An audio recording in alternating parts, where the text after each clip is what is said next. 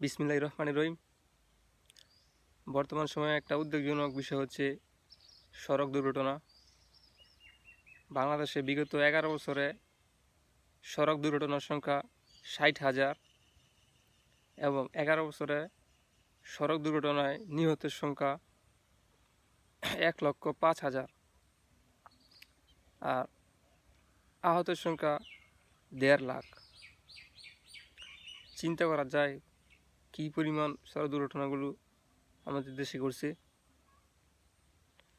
সড়ক দুর্ঘটনার এক জরিপে দেখা গেছে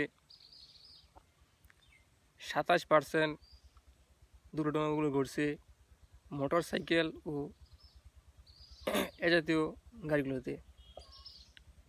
truck, covered van, pick up, lorry এ জাতীয় গাড়িগুলোর দ্বারা সড়ক দুর্ঘটনার সংখ্যা হচ্ছে 23% এবং ইজি অটোরিক্সা, ব্যাটারি চালিত ভ্যান এ জাতীয় গাড়িগুলোর দ্বারা দুর্ঘটনার সংখ্যা হচ্ছে দুর্ঘটনার পরিমাণ 16%। এছাড়াও অন্যান্য পরিমাণ রয়েছে।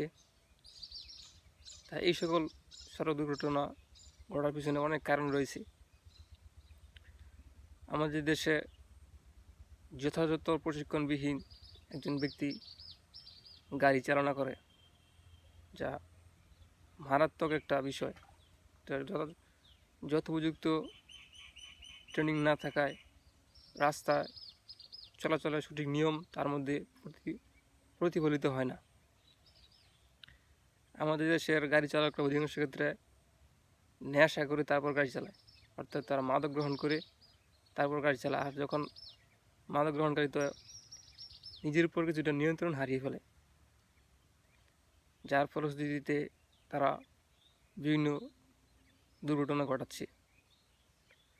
বাংলাদেশের মধ্যে যে ব্যাপারটি দেখা যায় তা হচ্ছে যত্রতত্র রাস্তা পারাপার হওয়া। রাস্তা পারাপারের ক্ষেত্রে আমাদের দেশের মানুষ জেব্রা ক্রসিং কিংবা ওভারব্রিজ খুব কমই ব্যবহার করে, যা সড়ক দুর্ঘটনার অন্যতম কারণ। সেই সাথে রয়েছে ত্রুটিপূর্ণ যানবাহন। অধিকাংশ বাস, ট্রাক যার কোনো না কোনো ত্রুটি নিয়েই চালকরা রাস্তায় নিয়ে আসে, যাও সড়ক দুর্ঘটনার ক্ষেত্রে অনেক দায়ী থাকে। আমাদের দেশে ট্রাফিক পয়েন্টগুলো পর্যাপ্ত নয়। বিভিন্ন ফোর অ্যাঙ্গেল যেই সকল রাস্তার মোড়গুলো রয়েছে সেখানে বিভিন্ন সময় যানজট ও সড়ক দুর্ঘটনার শিকার হচ্ছে।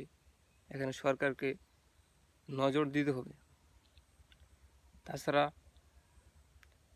সড়ক দুর্ঘটনার ক্ষেত্রে যা দায়ী আছে, সড়ক দুর্ঘটনার ক্ষেত্রে অন্যতম কারণ হচ্ছে চালককে গাড়ি চালানো অবস্থায় ঘুমিয়ে যাওয়া।